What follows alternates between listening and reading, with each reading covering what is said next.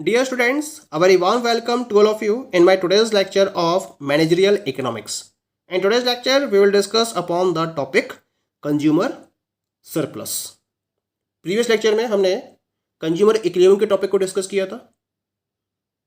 आज के लेक्चर में हम कंज्यूमर सरप्लस के टॉपिक को डिस्कस करेंगे. The concept of consumer surplus is derived from the law of diminishing marginal utility. As per the law, as we purchase more of a commodity, its marginal utility reduces. Since the price is fixed for all units of the good we purchase, we get extra utility. This extra utility is consumer surplus. Actually जो consumer surplus का concept है उसको drive किया गया है law of diminishing marginal utility से. और जब हमने यूटिलिटी एनालिसिस का टॉपिक डिस्कस किया था तो वहाँ मैंने इस लॉ के बारे में भी आपसे प्रॉपर डिस्कशन किया था, जहाँ मैंने आपको बताया था कि जैसे जैसे कंज्यूमर किसी भी पर्टिकुलर कमोडिटी की क्वांटिटीज़ को लगातार परचेज करता चला जाता है, इसकी जो मार्जिनल यूटिलिटी है वो रिड्यूस हो जाती है. यानी कि पहली यूनिट के लिए इसकी मार्जिनल यूटिलिटी सबसे ज़्यादा होती है और फिर इसके बाद जैसे जैसे ये नंबर ऑफ यूनिट्स को किसी भी कमोडिटी के रेफरेंस में इंक्रीज करता चला जाता है, इसकी मार्जिनल यूटिलिटी लगातार डिक्रीज होती चली जाती है. लेकिन जिस कमोडिटी की यूनिट्स को ये परचेज कर रहा है उसके प्राइस क्या है पर यूनिट के पॉइंट ऑफ व्यू से, वो तो फिक्स है.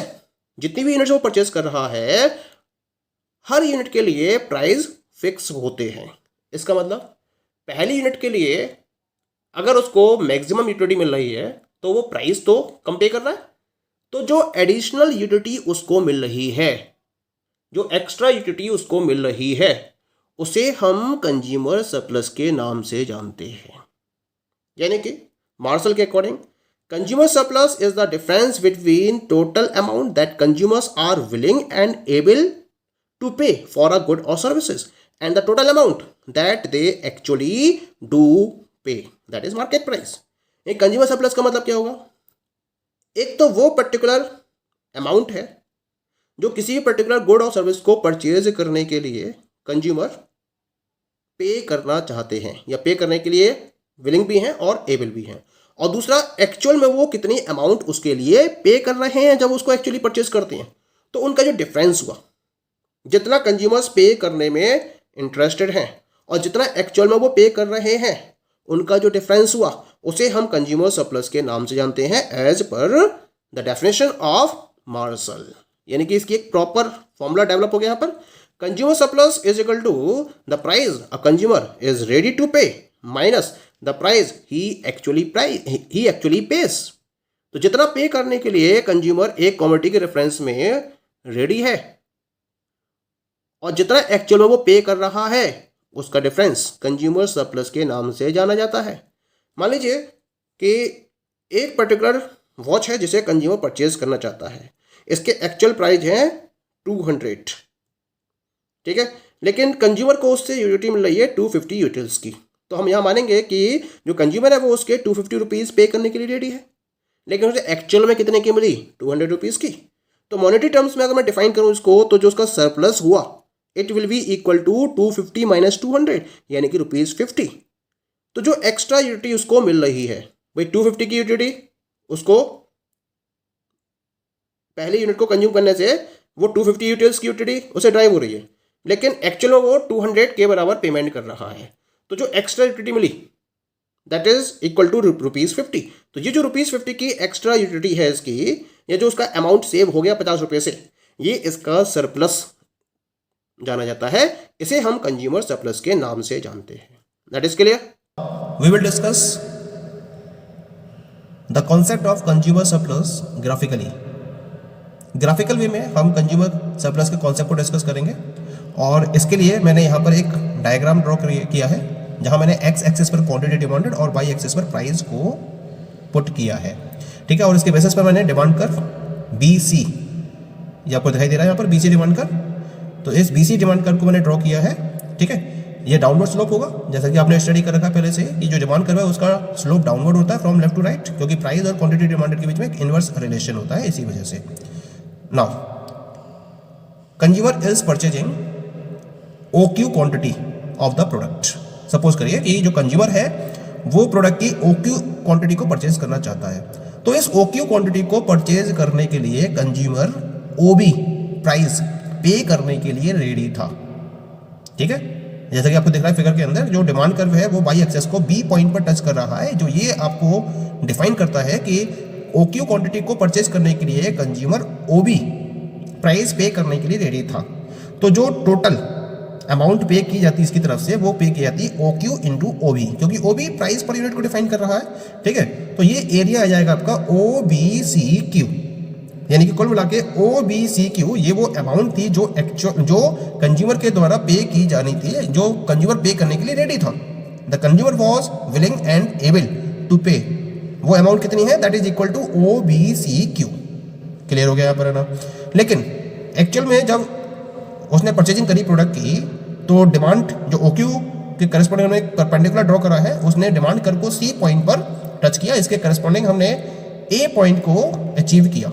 तो यहाँ पर जो कंज्यूमर ने एक्चुअल में पे किए वो OA प्राइस पे की, OB रेडी था पे करने के लिए, लेकिन एक्चुअल में OA प्राइस पे किए।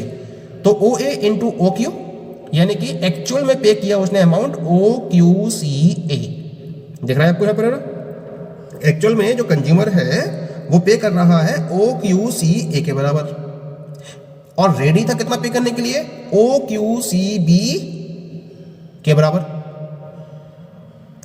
डिफरेंस निकालिए इसका डिफरेंस किसके बराबर होगा, it will be equal to जो ट्रायंगुलर एरिया आपको दिखाई दे रहा है ABC, ये कंज्यूमर के सरप्लस को डिफाइन करेगा, क्योंकि ये दोनों के डिफरेंस को डिफाइन करता है। अगर मैं OBCQ एरिया में से OACQ एरिया को माइनस करूंगा, then I will get the area BAC और ABC।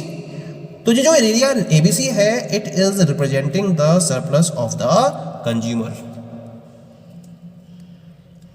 पॉइंट क्लियर हो रहा है। ठीक है, तो इस तरीके से हम इस डायग्राम के हेल्प से कंज्यूमर के सरप्लस को प्रॉपर्ली डिटरमाइन कर लेते हैं। इसके साथ साथ हम एक पॉइंट और डिस्कस करेंगे, कंज्यूमर इक्विलिब्रियम में कब होगा, जब उसकी मार्जिनल यूटिलिटी उसके द्वारा परचेज किए जाने वाले प्रोडक्ट के प्राइस के इक्वल होगी। जितना प्रोडक्ट का प्राइस होगा, जब कंज्यूमर के द्वारा गेन की जाने वाली मार्जिनल यूटिलिटी उस प्रोडक्ट के प्राइस के इक्वल हो जाएगी, तब हम कहेंगे कंज्यूमर इक्विलिब्रियम की पोजीशन में है। ठीक है, इसका मतलब जो कंज्यूमर है वो उतनी नंबर ऑफ यूनिट्स को परचेज करेगा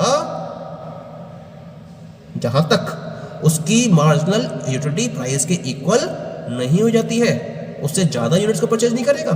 यानी कि अगर कोई कंडीशन ऐसी आती है जहां प्राइस ज्यादा है और उसकी मार्जिनलिटी कम है, तो उस केस में वहां उस यूनिट को वो परचेज नहीं करेगा, क्योंकि जो प्राइस है वो जितनी भी यूनिट्स हम परचेज कर रहे हैं उनके लिए फिक्स होती है। तो इसी वजह से कंज्यूमर सरप्लस को गेन करता है। जैसे जैसे वो नंबर ऑफ यूनिट्स को परचेज करता है, जो सरप्लस है उसका पहली यूनिट के लिए ज्यादा होगा, सबसे ज्यादा होगा, और धीरे धीरे उसका सरप्लस कम होता चला जाएगा जैसे जैसे वो नंबर ऑफ यूनिट्स को परचेज करता चला जाएगा। तो जो एक्स्ट्रा यूटिलिटी मिल रही है उसको डिफरेंस की वजह से, वो उसके सरप्लस के नाम से जानी जाती है। लेकिन ये अपनी परचेजिंग वहां स्टॉप कर देगा जहां प्राइस मार्जिनल यूटिलिटी के इक्वल हो जाएगा। ठीक है, इसको हम एक एग्जांपल के बेसिस पर समझ सकते हैं कि किस तरीके से ये प्रैक्टिकली इंप्लीमेंट होता है। As you are looking here कि मैंने टेबल में 4 कॉलम्स को रिप्रेजेंट किया है। पहले कॉलम में नंबर ऑफ यूनिट्स को, दूसरे कॉलम में मार्जिनल यूटिलिटी को, तीसरे कॉलम में प्राइस को, और चौथे कॉलम में कंज्यूमर सरप्लस को डिटरमाइन किया है मैंने यहाँ पर। ठीक है, नंबर ऑफ यूनिट्स, मान लिया कंज्यूमर पहली यूनिट परचेज करता है, फिर 2 यूनिट परचेज करता है, फिर 3, 4, 5, 6, 7, 8 तक मैंने इसको रिप्रेजेंट किया है। अब इसकी मार्जिनल यूटिलिटी की बात करते हैं, तो ये मार्जिनल यूटिलिटी लगातार कम होती चली जाएगी इसकी ना। पहली यूनिट के लिए मार्जिनल यूटिलिटी इसकी 30 थी, सेकंड यूनिट के लिए 28, थर्ड यूनिट के लिए 26, फोर्थ के लिए 24, 5 के लिए 22, 6 के लिए 20, 7 के लिए 18 और 8th यूनिट के लिए 16 की मार्जिनल यूटिलिटी थी। अब हम प्राइस की बात कर रहे हैं, तो जो प्राइस है, मान लिया कि जिस कमोडिटी को ये परचेज कर रहा है उसका प्राइस है ₹20 पर यूनिट। ये क्या रहेगा, फिक्स रहेगा, इसमें तो कोई चेंज होगा ही नहीं। चाहे वो 1 यूनिट परचेज करे, चाहे 2 यूनिट परचेज करे, चाहे 3 यूनिट परचेज करे, प्राइस को हम फिक्स मानते हैं जब हम कंज्यूमर सरप्लस को डिटरमाइन करते हैं। ठीक है, तो ये ₹20 पर यूनिट है 8 यूनिट तक। अब हमें अगर कंज्यूमर सरप्लस डिटरमाइन करना है तो मार्जिनल यूटिलिटी में से प्राइस को सब्ट्रैक्ट करना पड़ेगा, तो क्योंकि मार्जिनल यूटिलिटी उस अमाउंट को शो करता है जो कंज्यूमर पे करने के लिए एबल था और विलिंग था। 30 माइनस 20 10 हो गया फर्स्ट यूनिट के लिए, सेकंड यूनिट के लिए 28 माइनस 20 8 हो गया, थर्ड यूनिट के लिए 26 माइनस 20 6 का सरप्लस हो गया इसका, फोर्थ यूनिट के लिए 24 माइनस 20 यानी कि 4 का सरप्लस हो गया, फिफ्थ यूनिट के लिए 22 माइनस 20 यानी कि 2 का सरप्लस हो गया, सिक्स यूनिट के लिए 20 माइनस 20 0, 8 के लिए 18 माइनस 20 माइनस 2, एट्थ यूनिट के लिए 16 माइनस 20 यानी कि माइनस 4। तो यहाँ पर आप कंज्यूमर सरप्लस कह रहे हो लगातार डिक्रीज होता चला जा रहा है इसका। फर्स्ट यूनिट के लिए मैक्सिमम सरप्लस है इसका, सेकंड यूनिट के लिए कम हो गया, थर्ड के लिए और कम, फोर्थ के लिए और कम, और एक पोजीशन ऐसी भी आती है जहां पर इसका सरप्लस 0 हो जाता है। 0 कब हुआ? जब मार्जिनल यूटिलिटी प्राइस के इक्वल हो गई, क्योंकि 6 यूनिट पर जो कंज्यूमर की मार्जिनल यूटिलिटी है वो उसके प्राइस के इक्वल हो जाती है, तो ये इसके इक्विलिब्रियम को डिफाइन करेगा, यानी कि इस पर्टिकुलर पॉइंट पर कंज्यूमर इक्विलिब्रियम की पोजीशन में जाएगा। अब कंज्यूमर इससे ज्यादा परचेज नहीं करेगा क्योंकि उसका सरप्लस किसमें चला गया? नेगेटिव में। अब उसकी मार्जिनल यूटिलिटी कम रह गई और प्राइसेस है ज्यादा, तो यहां से वो परचेजिंग को फॉलो नहीं करेगा, केवल और केवल 6 यूनिट तक वो गुड्स को परचेज करेगा, इससे ज्यादा वो गुड्स को परचेज नहीं करेगा प्रैक्टिकली। अब हम देखते हैं यहाँ पर 6 यूनिट तक कंज्यूमर का टोटल सरप्लस कितना अर्न किया उसने। फर्स्ट यूनिट का सरप्लस 10, सेकंड का 8, थर्ड का 6, फोर्थ का 4, 5 का 2 और 6 यूनिट का 0 सरप्लस, इन सबको ऐड कर दिया तो 6 यूनिट तक जो टोटल कंज्यूमर सरप्लस है दैट इज इक्वल टू 30। इसका मतलब कंज्यूमर 6 यूनिट तक अपनी परचेजिंग करेगा और 30 रुपीज का टोटल सरप्लस एंजॉय करेगा, और उसके बाद वो अपनी परचेजिंग को स्टॉप करेगा, इससे ज्यादा की वो परचेजिंग नहीं करेगा। So in this way we can determine practically कि कंज्यूमर किसी भी कमोडिटी की कितनी नंबर ऑफ यूनिट्स को परचेज करेगा। जैसा कि एग्जांपल में क्लियर है, यहां 6 यूनिट्स को परचेज करेगा और टोटल 30 यूनिट्स या 30 रुपीज या 30 यूटिल्स का सरप्लस एंजॉय करेगा। क्लियर? Thank you.